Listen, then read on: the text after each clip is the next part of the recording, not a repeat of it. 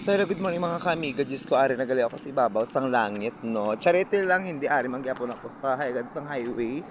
So, makadto kita sa barangay hall para sa amon nga pang pito ka adlaw sa tupad. So, hindi uwid bala mapunggal ako galing magkuha sa video para pakita sa inyo ang mga ang sitwasyon guys sa barangay Sunugan, no? Ang fog, sobra kita nakadulom.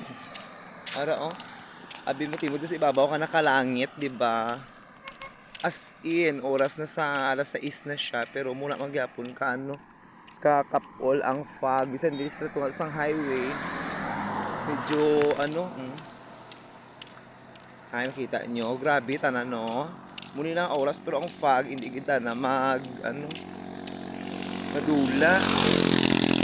So, daaga pa makatulog sa atin ngayon na tupad ng pangarap. Ang pito na kaadla, oh my God, nalapit na lang.